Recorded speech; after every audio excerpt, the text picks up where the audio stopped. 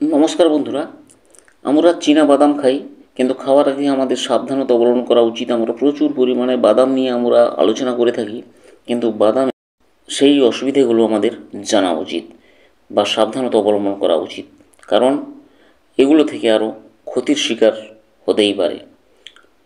তো তাই বন্ধু, আজকে আপনাদের কাছে চীনাবাদাম খাওয়ার আগে সাবধানতা অবলম্বন করা উচিত এবং চীনাবাদাম কতটা খাওয়া উচিত, কীভাবে খাওয়া উচিত তা নিয়ে আলোচনা করছি। তাই বন্ধু, আজকে পুরো ভিডিওটি শুনুন, তাহলে আপনাদের এর থেকে আপাতত সাবধানতাটা নিজে সহজে বুঝে যাবেন। চীনাবাদামে আছে প্রচুর পরিমাণে মনো এবং পলি অ্যানস্যাচুরেটেড ফ্যাট, প্রোটিন, ডায়েটারি ফাইবার, যা রক্তের খারাপ কোলেস্টেরল কমিয়ে ভালো কোলেস্টেরলের পরিমাণ বাড়াতে সাহায্য করে। প্রধানত vitamin E, vitamin B complex, আরও কিছু মিনারেলস, যা calcium, potassium, phosphorus, magnesium, iron, zinc, manganese, copper, selenium আছে বাদামে। ভরপুর পুষ্টি থাকলেও চীনাবাদাম খাওয়ার আগে আপনার সাবধানতা কিছু বিষয় অবশ্যই খেয়াল রাখা উচিত। যেমন অ্যালার্জির ঝুঁকি। চীনাবাদামে থাকে প্রোটিনের কারণে অনেক অ্যালার্জি হতে পারে। এই অ্যালার্জির সাধারণত ত্বকের র্যাশ, শ্বাসকষ্ট, বমিভাব ও কখনো কখনো অ্যানফিলাক্সির মতো গুরুত্বপূর্ণ প্রতিক্রিয়া সৃষ্টি হতে পারে। যদি কেউ যা পরিমাণে করে চীনাবাদামে অ্যালার্জি থাকে, তবে এটি এড়িয়ে চলাই খুব ভালো। পচা বা ফাঙ্গালযুক্ত বাদাম থেকে বিরত থাকুন। কিছু বাদাম ছত্রাক বা ফাঙ্গাল থাকতে পারে, যা অ্যাফ্লাটক্সিন নামক একটি বিষাক্ত উপাদান থাকে। দীর্ঘমেয়াদী লিভার সংক্রামক, এমনকি লিভার ক্যান্সারের ঝুঁকি বাড়তে পারে।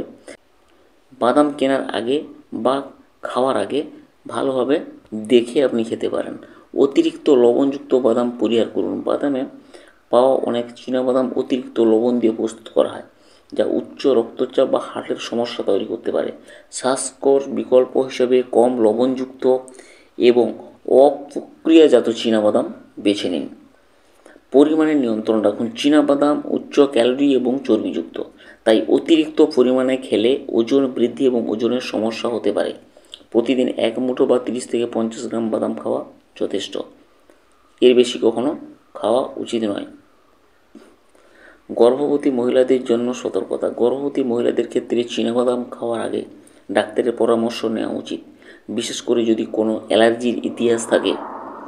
এটি গর্ভাবস্থায় স্বাস্থ্য উপকারিতা দিতে পারে, তবে সঠিকভাবে এই পরিমাণ মতো খাওয়া উচিত। এই সমস্যাগুলোর কারণে আজকে আপনাদের চীনাবাদাম খাওয়ার যে সাবধানতা সেটা অবলম্বন এইগুলো করা উচিত। এই 5টি সাবধানতা অবলম্বন করলে আপনি নির্দ্বিধায় চীনাবাদাম খেতে পারেন। তার থেকে অনেক অনেক অনেক উপকার আপনি পাবেনই। তো আজকে ছোট্ট করে এই ভিডিওটি আপনাদের কাছে তুলে ধরলাম। উপকারে লাগলে আপনারা সাবস্ক্রাইব করে অল নোটিফিকেশানটিকে অন করে রাখুন আগাম ভিডিও পাওয়ার জন্য। সবার সুস্বাস্থ্য কামনা করি। ধন্যবাদ।